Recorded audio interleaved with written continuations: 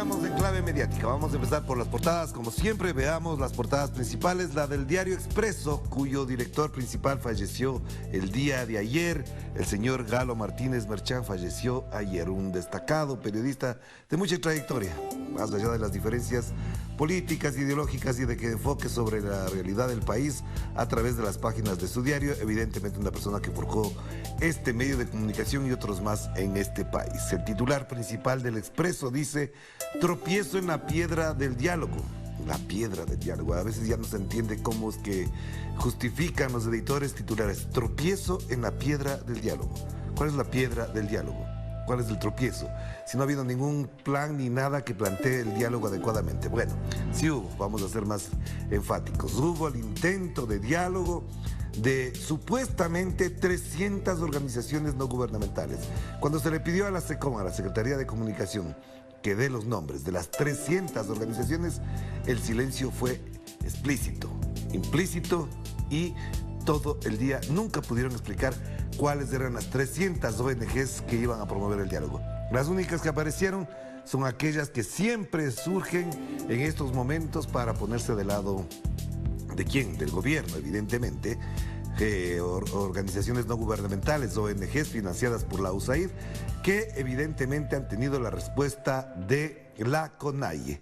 Con estas organizaciones no tenemos confianza para ningún diálogo, así que ahí podría explicarse de alguna manera el titular del Expreso. ¿Y qué más dice el Expreso? Las protestas se sofocan y comprometen el alimento. Se sofocan.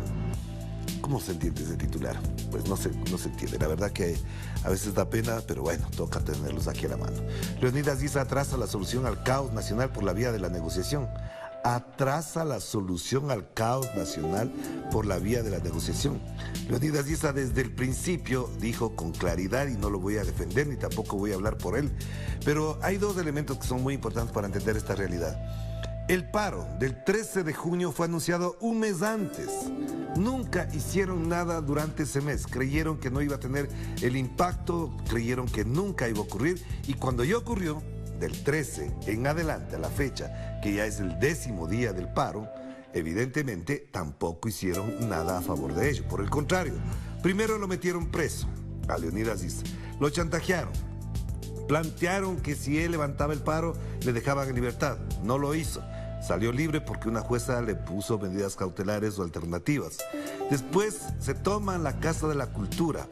Ayer asesinan a una persona en la ciudad del Puyo y quieren que haya diálogo. Pues la propuesta de la CONAIE es absolutamente clara. No creo que ha modificado en absolutamente nada. Por el contrario, el gobierno ha ido de un tema al otro, ha cambiado una cosa, ha puesto la otra. Y lo que dice la CONAIE son dos cosas: levantan el estado de excepción y segundo, desmilitarizan la zona donde se encuentran los campesinos e indígenas, estudiantes y pobladores que son en la zona del Parque del Arbolito, la Casa de la Cultura, etcétera, y nos sentamos a dialogar. Mientras eso no pase, no, porque efectivamente hay una amenaza muy fuerte y hay 2 muertos en el paro nacional del Ecuador. Así que con este tipo de condiciones, muy difícilmente. Y además la prensa haciéndole juego al gobierno, deslegitimando la protesta y naturalizando la violencia, la xenofobia y el racismo.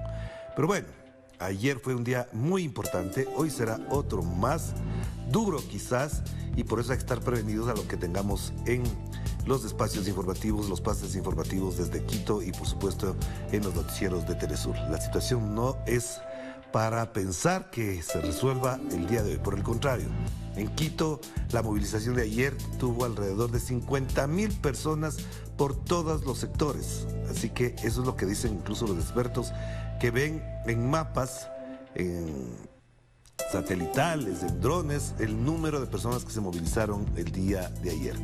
Grave la situación, y si es que el día de hoy no hay diálogo, pues lo que se espera es mucho más crisis política en este país. Vamos hasta Perú. El Comercio de Lima, el Ejecutivo hizo más de 230 promesas en los gabinetes descentralizados. Pues sí, por suerte al menos lo registran, lo plantean, pero obviamente, miren cómo se maneja la información. Populismo. ¿Por qué califican esto como populismo? Pedro Castillo realizó 44 ofrecimientos sobre infraestructura, educación, agro y otros temas. Según analista, casi ninguno se concretaría. Pues déjenlo, pues ya lo están haciendo. Pero ya enseguida populismo. Y lo otro, divisionismo. Hubo 33 discursos confrontacionales de Torres, 18 del mandatario y 8 de Salas. Mayoría fue contra el Congreso y el empresariado. Así es que como le califica, esta prensa es igualita a la de Ecuador. Si en Perú hubiese un levantamiento indígena, sería exactamente calcada, copiada, efectivamente. Lo que sí destaco para el día de hoy, evidentemente, está claro, está aquí, las protestas indígenas. Miren la fotografía. Protestas indígenas toman Quito y cercan el régimen de Lazo, y cercan al régimen de Lazo. Las protestas indígenas toman Quito. Las protestas indígenas no se toman Quito, están en Quito. Hay gente de Quito que está en las protestas, así que no es que llegaron solamente de afuera. Buena parte de la atención que han recibido los campesinos indígenas y el apoyo, tanto en alimentos, vituallas, medicinas y también en la misma protesta, es de sectores medios y pobres de Quito, que los pudimos comprobar, lo hemos visto, hemos estado ahí. El jueves pasado, hace pocos días, casi 8 días ya, estuvimos en la Plaza de Santo Domingo y ahí no había indígenas, ahí lo que había es sectores populares, barriales de la capital ecuatoriana. Así que infórmense un poquito más, señores del comercio.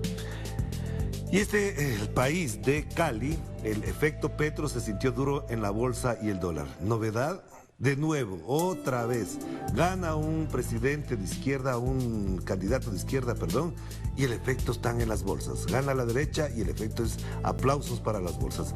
La lógica del capitalismo más crudo. ¿Qué dice aquí?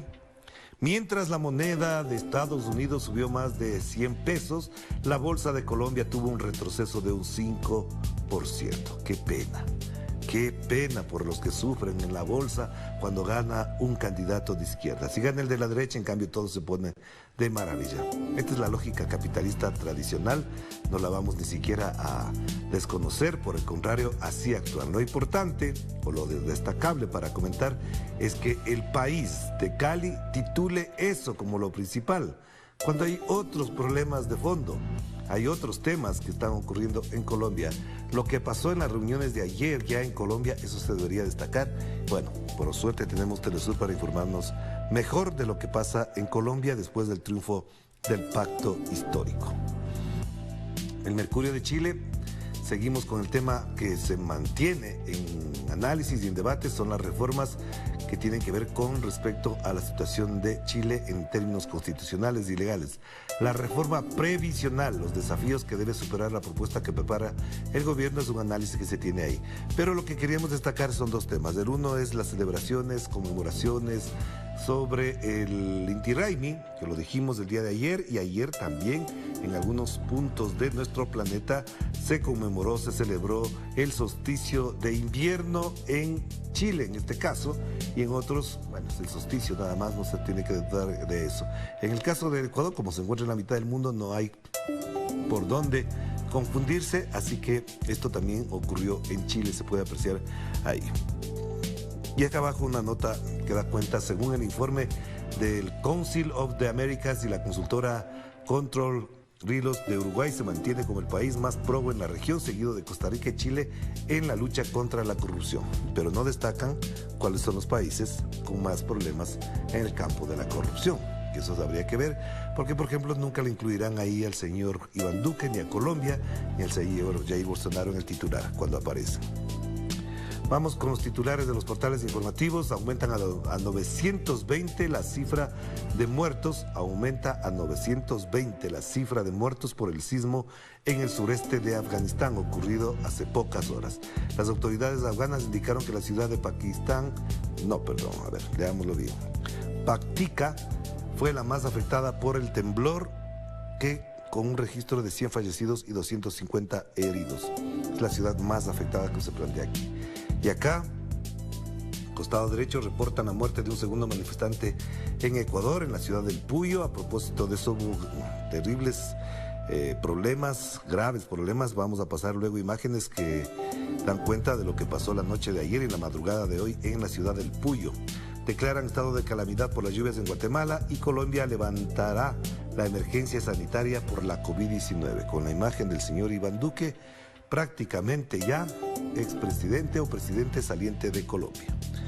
Nodal, Noticias de América Latina y el Caribe. Ecuador CONAIE elabora respuesta a la carta presidencial sobre las 10 demandas del movimiento indígena.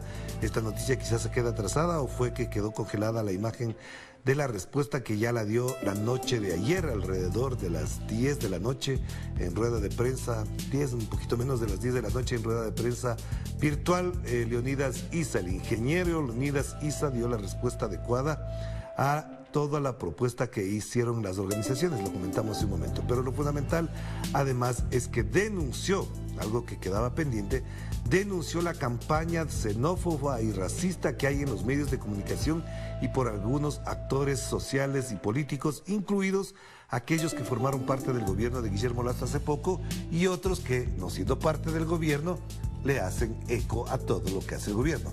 Incluso un ex candidato presidencial dijo que eliminando a los dirigentes indígenas, no sé si la palabra cuando dice eliminando es matándolos, se acaba el problema. Prácticamente es como una limpieza social la que plantea este señor, que prefiero no mencionar su nombre porque sabemos que esto acarrea consecuencias, sabemos de lo que es capaz este señor.